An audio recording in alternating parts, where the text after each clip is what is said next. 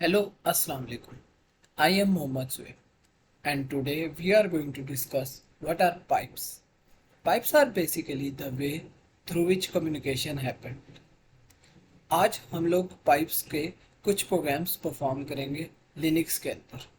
तो हम लोग डायरेक्टली लिनक्स की तरफ मूव करते हैं।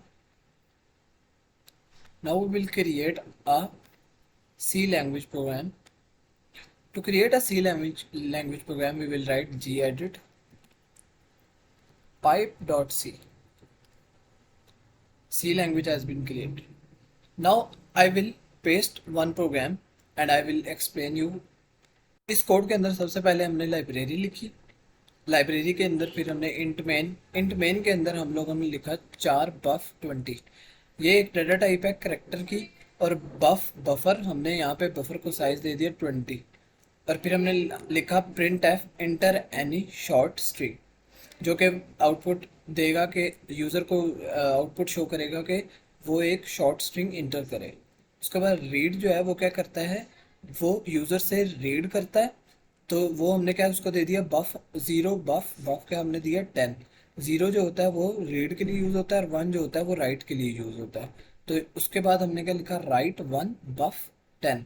तो जो यहाँ पे रीड होगा वो यहाँ पे राइट हो जाएगा। उसके बाद हमने रिटर्न 0 लिख दिया। यही प्रोग्राम हम सेव करते हैं और इसका हम आउटपुट निकालते हैं gcc pipe.c ./a.out। Now you can सी। तो यहाँ पे हमें लिखा आ रहा है कि इंटर एनी शॉर्ट स्ट्रिंग। तो यहाँ पे मैं लिख दूंगा सुहेब। तो उसने राइट क्या कर दिया, वापस Suhaib. Now we will going to write another program, so let's move towards the pipe.c program। अब मैं एक और प्रोग्राम इसके अंदर पेस्ट करूंगा। Now you can see in this program हम लोगों ने सबसे पहले लाइब्रेरीज लिखी, जो कि है stdio.h और stdlib.h। उसके बाद इंट मेन के अंदर हमने लिखा int pfds। ये pfds भी एक बफर ही है, बस हमने उसको एक नाम दिया और बफर को हमने साइज दे दिया 2। उसके बाद हमने एक और data type 4 data character data type का हमने लिखा बफर, जिसको हमने साइज दे दिया 30। उसके बाद हमने क्या किया, इफ़ की कंडीशन लिखी। इफ़ के अंदर हमने लिखा है कि पाइप pfds इक्वल टू -1। जब ये -1 के इक्वल होता है तो पाइप जो है वो हमारा फेल्ड हो जाता है, मतलब एरर दे देता है। तो हमने क्या लिख दिया पी एरर पाइप, और यहाँ पे क्या हो जाएगा, हमारा प्रोग्राम जो है एग्जिट हो जाएगा। उसके बाद हमने लिखा है print F writing to file descriptor, और यहाँ पे %d लिखा है, जो कि क्या करेगा, राइट करेगा। और राइट के लिए मैंने आपको कहा था कि हम 1 लिखते होते हैं, तो यहाँ पे हमने लिख दिया pfds 1। उसके बाद हमने क्या लिखा, राइट pfds 1 टेस्ट, और यहाँ पे हमने क्या दे दिया 5, उसको साइज दे दिया। उसके बाद हमने फिर लिखा print F reading from file descriptor. यहाँ पे वो क्या कर रहा है, रीड कर रहा है। और रीड के लिए मैंने आपको कहा था कि हम 0 लिखते हैं, तो उसने क्या लिख दिया pfds यहाँ पे 0 लिख दिया। उसके बाद प्रिंट एफ रीड, वो रीड कर रहा है और यहाँ पे वो स्ट्रिंग प्रिंट कर देगा। %s जो है वो स्ट्रिंग के लिए यूज़ होता है।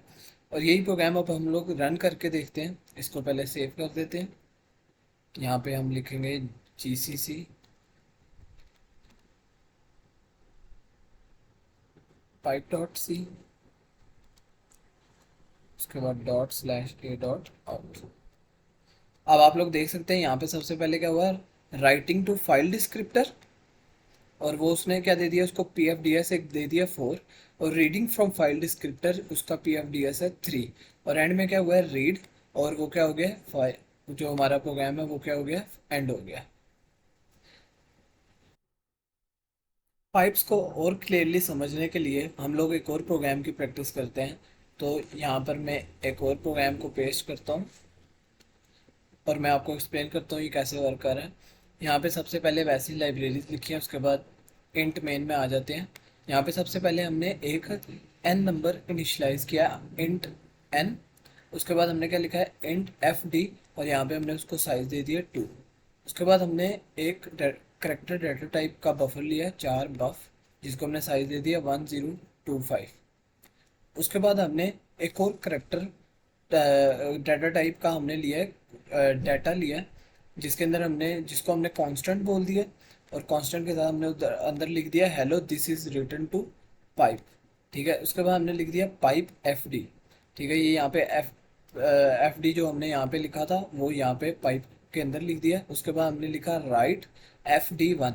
राइट के लिए मैंने आपको बताया था वन लिखते होते हैं, यहाँ पे हमने वन लिख दिया। उसके बाद डाटा, और यहाँ पे हमने लिखा है S T R L N जो कि है स्ट्रिंग लेंथ, जो कि यहाँ पे लिख देगा डाटा की, ये जो डाटा है इसकी लेंथ लिख देगा यहाँ पे। उसके बाद हमने एक इफ कंडीशन लगाई है, और इफ कंडीशन के अंदर लिखा हुआ है if N equals to read. Read के अंदर हमने लिखा है एफ डी ज़ीरो, क्योंकि रीड के लिए हम ज़ीरो यूज़ करते हैं। उसके बाद हमने लिखा है बफ, और बफ का यहाँ पे साइज़ लिखा है जो कि था 1024। वो हमने लिखा है कि अगर greater than equal to zero है, जब वो greater than equal to zero होगा तो क्या होगा, buff N equals to zero हो जाएगा। उसके बाद क्या होगा, उसके बाद print F read percentage D. Percentage D यहाँ पे एन प्रिंट करेगा। उसके बाद हमने लिख दिया बाइट्स फ्रॉम पाइप स्ट्रिक, और परसेंटेज एस लिखा है जो कि यहाँ पे बफ हमने लिख दिया, और ये बफ प्रिंट करेगा। और बफ हमारा क्या है, ये है hello this is related to pipe.